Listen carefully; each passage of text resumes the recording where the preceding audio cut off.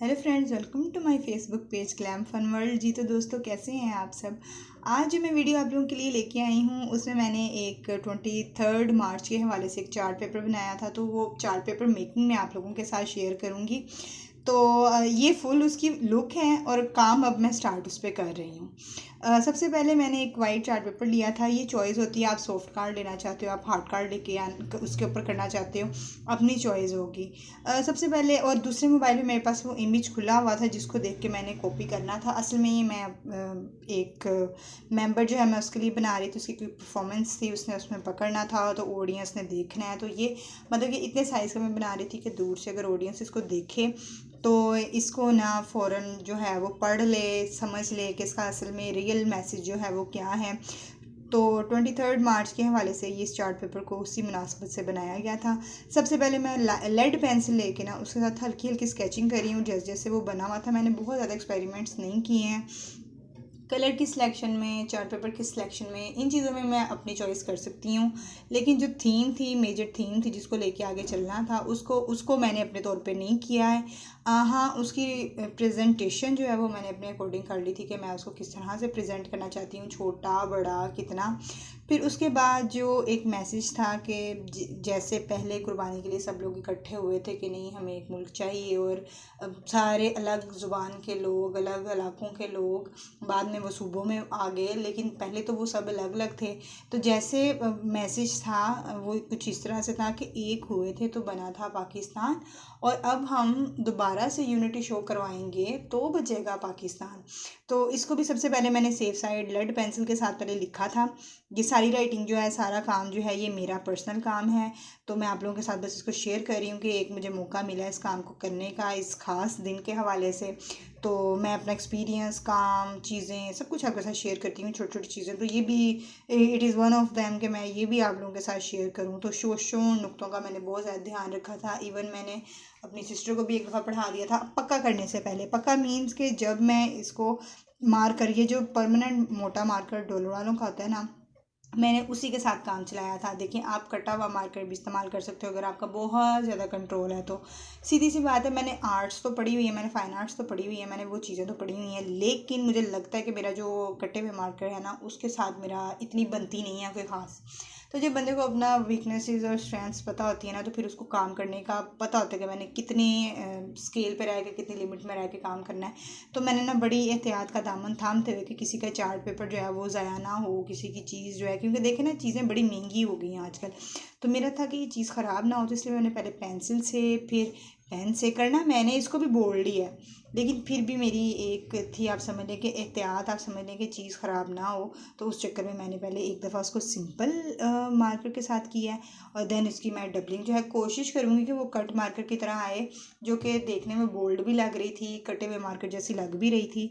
लेकिन अगर आप लोगों में से किसी का कट मार्कर वाला होल्ड है तो वेल एंड गुड, आप उसकी जगह डायरेक्ट वो भी इस्तेमाल कर सकते हो। दूसरा, कुछ पेंटर हजरात लोग होते हैं, उनके पास वो कट वाली बड़ी कलमें, कलम वगैरह जो है ना वो चीज़ें होती हैं, और वो डायरेक्ट वो पेंट वाली जो स्याही होती है ना उसके साथ काम करते हैं। अब सीधी सी बात है, मैं कोई दुकान शुकान तो चला नहीं रही कि मेरे पास इस तरह का सामान जो है वो मौजूद हो और मैं पेंटर्स की तरह लगी हूँ। तो मैंने ना इसी मार्कर के साथ उसी को यूटिलाइज़ करते हुए ना अपनी काम की स्किल्स को सफ़े पे उतारने की कोशिश की है। मैसेज बड़ा ज़बरदस्त था, दिन भी करीब करीब था। तो मैं सोच रही थी कि चले, मुझे अगर मौका मिल ही गया है किसी का काम करने के लिए, अगर मुझे थोड़ा सा मौका मिल ही गया तो मैं चले अपनी स्किल्स भी आपके साथ शेयर कर दूं। और 23 मार्च के हवाले से जो दिन आ रहा है कि जब करारदाद मंजूर हुई थी 23 मार्च 1940 की, तो उसके ठीक 7 साल के बाद पाकिस्तान बन गया था। तो ये जितनी भी जदोजहद थी, जितनी भी सारी कोशिश थी, जितनी भी सारी एफर्ट्स थी, वो बिल्कुल हम निगलेक्ट नहीं कर सकते हैं, बल्कि हमें उन चीज़ों को याद रखना होगा, उन कुर्बानियों को याद रखना होगा, ताकि हम अपनी आने वाली जनरेशन्स को। और ये कितना अच्छा मुझे लगा था बनाना कि आज की प्रेजेंट जनरेशन जो है वो इस डे की सेलिब्रेशन जो है वो करना चाहती है, आज के दिन की रूह को ज़िंदा रखना चाहती है कि नहीं, हमारे आने वाली नस्लों को इस चीज़ की अहमियत का पता हो। 14 अगस्त तो हम लोग अपना इंडिपेंडेंस डे बड़ी ही धूमधाम से मनाते हैं, बड़ी ही जोशो खरोश से मनाते हैं, झंडियाँ शंडियाँ लगा के। लेकिन इस दिन जो बुनियाद रखी गई थी, जो करारदाद पेश की गई थी, वो भी हम कभी भूल नहीं सकते हैं। ठीक है, तो इस दिन की रूह को भी हमने अपनी नौजवान नस्ल में, नौजवान बच्चों में, आने वाली जनरेशन में ज़िंदा रखना है। तो ये एक बहुत अच्छा स्टेप था। अच्छा, इतनी देर में मेरी डबलिंग जो थी वो हो चुकी थी और अब मैं इसको थोड़ा सा ना फिलिंग कर रही थी। अच्छा, यहाँ पे मेरी सिस्टर का एक मशवरा था कि तुम एक काम करो कि तुम इसको ग्रीन जो है ना वो परमानेंट मार्कर के साथ कर दो। अब मैं जो हूँ ना, मैं कर देती, लेकिन मेरे पास सामान ही मौजूद नहीं था, मेरे पास जो अवेलेबल चीज़ें थी ना। अब देखिए, यहाँ तो बंदा उस चीज़ को लेके बैठा, अरे हाय काश मेरे पास ये हो, हाय काश मेरे पास वो हो। यहाँ बंदा जो है ना उस काम को करके निपटा के उसकी एक फाइनल लुक जो है वो बनाए, ताकि वो चीज़ किसी के काम तो आए। तो मैं सोच रही थी कि फिर मैं इसको, अगर ग्रीन नहीं तो मैं इसको किस तरह से कर दूँ, ग्रीन ही करूँ या मैं वेट करती रहूँ कि मुझे ग्रीन देंगे तो मैं करूँगी। लेकिन मैंने ना वेट शेट कोई नहीं किया, ना अगले बंदे के पास टाइम था, ना भी मैं काम को इतना ज़्यादा लटकाती होती हूँ। मैं ना इस तरह से उसकी सारी डबलिंग करने के बाद ना अब आ जाते हैं हम शुरू वाला जो मैंने बंद मुट्ठी बनाई थी, जो अपनी यूनिटी, अपनी स्ट्रेंथ का जो एक मैंने सिंबल बनाया था कि हाँ हम इकट्ठे थे, हम इकट्ठे हैं और हम इकट्ठे ही रहेंगे। तो फिर मैं उसी को ही अब बोल्ड कर रही हूँ। और बोल्ड करते हुए अभी जो भी बेसिक लाइंस थी ना, मैंने उनको पहले मद्देनज़र रखा।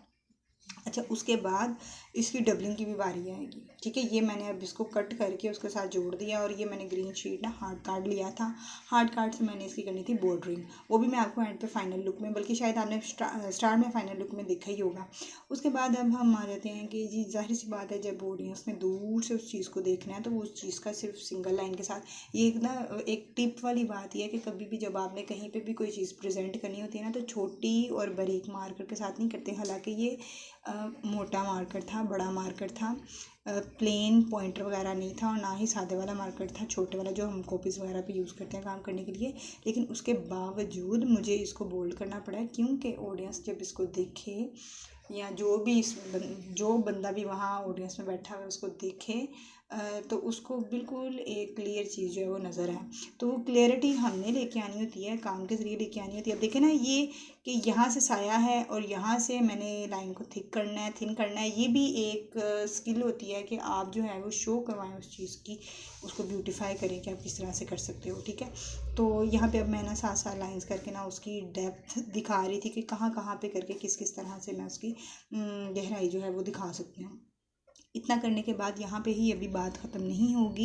इतना करने के बाद इसको मैं मज़ीद जो है ख़ूबसूरत करूँगी। जो हमारा झंडा, जो हमारा परचम, हलाली परचम की ये खूबसूरती है, मैं उसको यूनिटी के साथ मर्ज करके तो दिखा रही हूँ कि असल में परचम बनाने का मकसद ही यही था कि ये पाकिस्तान है और ये मुत्तहिद है, इकट्ठा है। ठीक है, और सिम्बॉलिकली आपको पता है चाँद और सितारा, सितारा 5 कोने, 5 अरकान इस्लाम, ये सारी चीज़ें जो है ना पता है और पता होनी भी चाहिए, और हमारी आने वाली जनरेशन को भी पता होनी चाहिए कि असल में झंडे में सब्ज़ रंग क्या है, सफ़ेद क्या है, परचम में चाँद क्या शो करवा रहा है, परचम में सितारा जो है उसके 5 कोने क्यों हैं, मतलब डिफरेंट और तरह से क्यों नहीं है। ठीक है ना, तो अब वो बनाते बनाते मैं इसको ना फटाफट करी थी और मैंने ना कोई 2 से 3 बार जो है ना अपनी पेंसिल कलर को शार्प किया था कि जो उसकी जितनी टिप शार्प होगी ना उतना गहरा रंग आएगा। ठीक है, और एक कोट करने के बाद मैंने एक कोट और किया था इसी के साथ, और ये तकरीबन अब इसकी ऑलमोस्ट फाइनल लुक जो है ना ये है थी। और एंड पे मैं एक पूरी पिक्चर मैंने आपके साथ शेयर की है, फ्रंट का करके की है कि ये बॉर्डर करके कंप्लीट थी। अब आपने मुझे बताना है आपको मेरी वीडियो कैसी लगी।